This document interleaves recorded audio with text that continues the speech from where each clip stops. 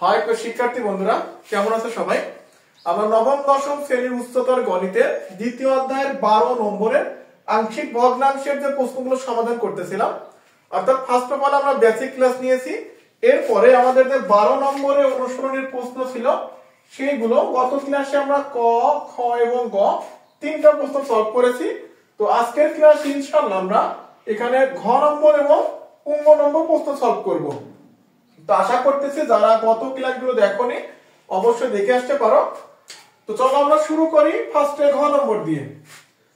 তো আমাদের ঘ নম্বর প্রশ্নে দেওয়া ছিল যে x² - 4x - 7 divided by x + 1 into x² + 4, x + 1 into x² + 4। তো আমরা এটা ফার্স্টে লিখে নেব। আমি আশা করতেছি সবাই বেসিক ক্লাসে দেখে আসছো কিভাবে প্রশ্নগুলো ভাঙাইতে হয়। তো প্রথমে লিখব a ইনটু x + 1। যদি ভিতরে স্কয়ার থাকে তাহলে এটা জোড়ায় জোড়া লিখতে হয়। যদি ভিতরে স্কয়ার থাকে এটা জোড়ায় জোড়া লিখতে হবে, অর্থাৎ a এর পরে কি হয় বলো b। তাহলে আমরা লিখব bx + c, bx + c divided by কত হবে এখানে x² + 4। এটা এক নম্বর ইকুয়েশন। আমি আবারো বলতেছি, আমি ধরে নিচ্ছি তোমরা আমার পূর্বের বেসিক ক্লাসগুলো দেখে আসছো। যদি বেসিক ক্লাস আর এইগুলো না দেখো তাহলে এইগুলো বুঝতে একটু কষ্ট হবে। তবে আশা করব তোমরা সবাই এই ক্লাসগুলো সুন্দর করে দেখছো এবং বাসায় প্র্যাকটিস করে নিয়েছো। তাহলে আমরা প্রথমটা ভাঙানো হয়ে গেছে। এরপর আমরা কি লিখতাম জানো? আমরা বলতাম এক নং সমীকরণের উভয় পক্ষে x + 1 x² + 4 দ্বারা গুণ করে পাই, 4 দ্বারা গুণ করে পাই। এই কথাগুলো আমরা এর আগেও প্রতি অঙ্কে লিখেছি। তো আশা করি এগুলো আমরা বুঝবো কিভাবে গুণ করতে হয়। যদি এই পার্টটা এই পার্টের সাথে গুণ করে দাও তাহলে আমাদের থাকবে x² - 4x - 7। এখানে অভেদ চিহ্ন বসাও। যদি এইটা এর সাথে গুণ করো x + 1 ভ্যানিশ, তাহলে a এটার সাথে গুণ হবে, তাহলে a ইনটু x² + 4। তো যদি এই পার্টটা এর সাথে গুণ করো x² + 4 টা ভ্যানিশ, তো x + 1 টা এইটার সাথে গুণ হবে, তো bx + c ইনটু এখানে থাকবে কত আমাদের x + 1, bx + c into x + 1। আমরা এই প্রশ্নগুলো মুছে দিই, এগুলো তো আমরা গত ক্লাসে সলভ করে আসছি। তো এই যে মানটা পেয়েছো তোমাকে আরেকটু বোঝাই। দেখো আমরা গত ক্লাসে কি শিখেছিলাম যে এই যে এক নাম্বার ইকুয়েশন দেয়া থাকে, এক নাম্বার ইকুয়েশনের হরের মান সমান 0 ধরতে হয়। হরের মান সমান 0 ধরে যে ভ্যালুটা পাবো সেটা আমরা দুই নাম্বার ইকুয়েশনে বসাইলেই আমরা ফাইনালি a b এবং c এর মান পেয়ে যাব।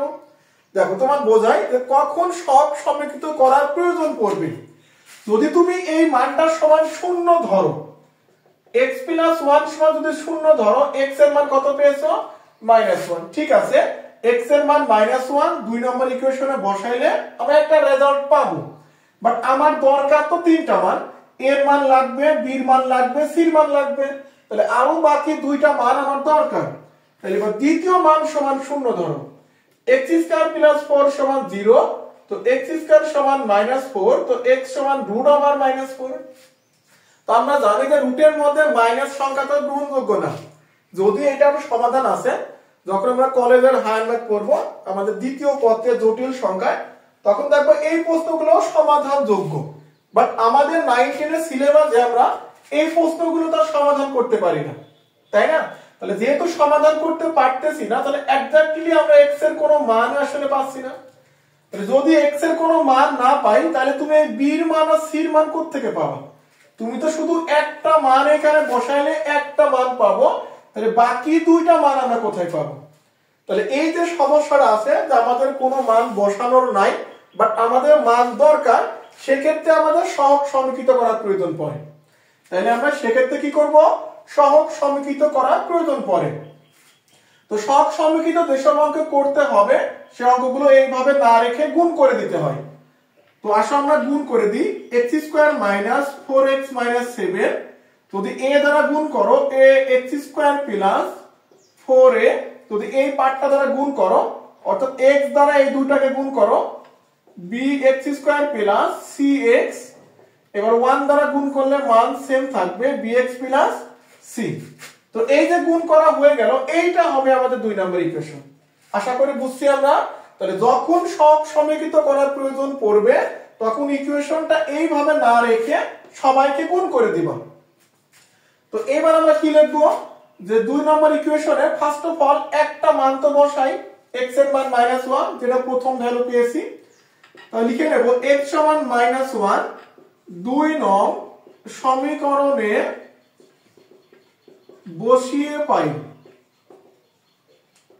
x সমান -1 যদি 2 নম্বর সমীকরণে বসায় দাও, তো এখানে হবে -1 স্কয়ার 4 * -1 -7 -7 a * -1 স্কয়ার, এটা থাকছে আমাদের 4a plus b * -1 square plus c * -1 b * -1 plus c। মান বসানো হয়ে গেছে। এবার স্বাভাবিক ক্যালকুলেশন করতে হবে। উপরে জোড় সংখ্যা থাকলে মাইনাস ভ্যানিশ হয়ে যাবে, তাহলে 1 মাইনাস মাইনাসে প্লাস 4 -7। তো এখানে উপরে জোড় সংখ্যার জন্য মাইনাস ভ্যানিশ হয়ে গেল, 1 এর সাথে গুণ করলে a আর এখানে 4a। তো এইটা আমাদের এখানে আমাদের এই পার্টটা ওইখানে যদি আমরা এই b টাকে রাখো, -1 জোড়ের জন্য ভ্যানিশ হয়ে গেল b, আর এখানে প্লাস মাইনাসে মাইনাস c, আর এখানে প্লাস মাইনাসে মাইনাস b, আর এখানে প্লাস c। তাহলে এখানে কত আছে, 1 আর 4 হবে 5, 5 থেকে 7 বাদ দিয়ে থাকছে -2, a আর 4 এর টোটালি হবে 5a, a plus b minus b vanish, plus c minus c vanish. তাহলে এখান থেকে তুমি a এর মান পেয়ে যাবা -2/5। আমরা a এর মান কত পেয়েছি বলো তো, -2/5 পেয়েছি। তো একটা রেজাল্ট তো পেয়ে গেলাম ভাইয়া, এখনো বাকি b এবং c এর মানটা লাগতো, তাই না? তো এই b আর c এর মানটা লাগার জন্য আমরা সহগ সমীকৃত করব। তাহলে আশা করি এতটুকু ক্যালকুলেশন তো আমরা বুঝছি। তো এইবার আসো আমরা সহগ সমীকৃত করব কাজ। এখন দেখতে হবে আমার মানটা দরকার কোনটা বলো, আমার লাগবে b এর মান। তাহলে ফার্স্টে আমি শুধু b এর দিকে তাকাবো, তোমার অন্য কোনো দিকে দেখা লাগবে না, তুমি শুধু 2 নম্বর ইকুয়েশনে b এর দিকে তাকাবা। এই দেখো এইটা হচ্ছে আমাদের 2 নম্বর ইকুয়েশন। আমরা এই ইকুয়েশনে শুধু b কে খুঁজবো, কোথায় b আছে। দেখো এদিকে হচ্ছে এইখানে একটা b আছে, তারপরে এইখানে একটা b আছে, তাই না? যেহেতু আমাদের b লাগবে। এখন যেহেতু আমরা b 1 এর অধিক পেয়েছি, তো এখন দেখবো b এর সর্বোচ্চ, b এর সাথে যে চলকটা আছে এই চলকের সর্বোচ্চ পাওয়ার কোনটা। তুমি দেখতে পাচ্ছ এই b এর সাথে x স্কয়ার আর b এর সাথে কত, শুধু x। তাহলে সর্বোচ্চ চলক কত আছে, x স্কয়ার। তাহলে আমরা x স্কয়ারের সহগ সমীকৃত করব। আমি আবার রিপিট করতেছি, আমার যেই মানটা দরকার, এখানে b এর মান দরকার ছিল, আমরা প্রথমে b খুঁজবো। যদি 1 এর অধিক b থাকে তখন দেখবো b এর সাথে যে চলক আছে সেই চলকের সর্বোচ্চ পাওয়ার কার সাথে আছে। যেহেতু এখানে x এর পাওয়ার 1, এখানে x এর পাওয়ার 2, তাহলে 2 হচ্ছে সর্বোচ্চ পাওয়ার। সো আমরা এইটার সহগ সমীকৃত করব। কার সহগ বলো, x স্কয়ারের সহগ সমীকৃত করলে তুমি b এর মানটা পেয়ে যাবে। তো এখন আসো সহগ সমীকৃত করে কিভাবে। আমরা যে লিখে নিই যে x স্কয়ারের সহগ সমীকৃত করে পাই, x স্কয়ারের সহগ সমীকৃত করে পাই। তো ফার্স্ট অফ অল আমরা কি করব, আমরা 2 নম্বর ইকুয়েশনে শুধু x স্কয়ার খুঁজবো, x স্কয়ারের সাথে যে সহগ থাকবে শুধু সেই মানটা নিব, বাকি কোনো মান নেওয়া লাগবে না। তো এখানে একটা x স্কয়ার পেয়েছি, এর সাথে কিছু নাই, মানে কত আছে বলো 1। এটা x স্কয়ার না, এটা নেওয়া লাগবে না। এটা x স্কয়ার না, এটা নেওয়া লাগবে না। আমরা এটা x স্কয়ার পেয়েছি, এখানে কি আছে বলো a, এটাকে নিয়ে নাও। এখানে আরেকটা x স্কয়ার পেয়েছি, এটার মান কত b, b কে নিয়ে নাও। আর কোন x স্কয়ার নাই। দেখো এখানে একটা x স্কয়ার ছিল, এখানে x স্কয়ার, এখানে x স্কয়ার, তিনটার সহগ নিয়ে নিয়েছি।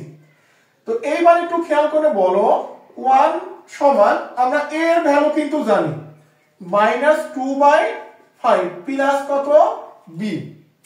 যদি এই মাইনাসটা এদিকে নিয়ে আসো প্লাস হয়ে যাবে, তো অর্থাৎ আমরা বলতে পারি b সমান 1 + 2/5। যদি লসাগু করে নাও তাহলে 5 + 2 সুতরাং 7/5। এই দেখো আমরা b এর মান কত পেয়েছি বলো 7/5 পেয়েছি। আমরা কিন্তু সহগ সমীকৃত করে b এর মানটা বের করে নিলাম। সহগ সমীকৃত আহামরি কঠিন কিছু না, একটু মনোযোগী হইলে এই প্রশ্নগুলো খুবই সহজ। তো এবার আসো আমরা এখান থেকে c এর মানটা বের করতে হবে। একটু ভালো করে বুঝো, যখন আমি c এর মানটা বের করব, এখন আমার টার্গেট শুধু c। তাহলে এই সমীকরণে c আছে কোথায় বলো? এই দেখো এখানে একটা c আছে, এইখানে একটা c আছে। তাহলে c এর সাথে চলক কে আছে? এখানে x, এর তো কোনো চলকই নাই। তাহলে আমরা শুধু x এর সহগ সমীকৃত করব। বুঝছো তো? শুধু কার সহগ সমীকৃত করব? x এর সহগ সমীকৃত করলেই তুমি এখান থেকে c এর মানটা পেয়ে যাবে। তোমরা মাঝের লাইনগুলো মুছে দিই। আমরা যদি x এর সহগ সমীকৃত করি তাহলে আমরা c এর মানটা পেয়ে যাব। আমরা এর মান পেয়েছি কত বলো? -2/5। আশা করি মনে থাকবে।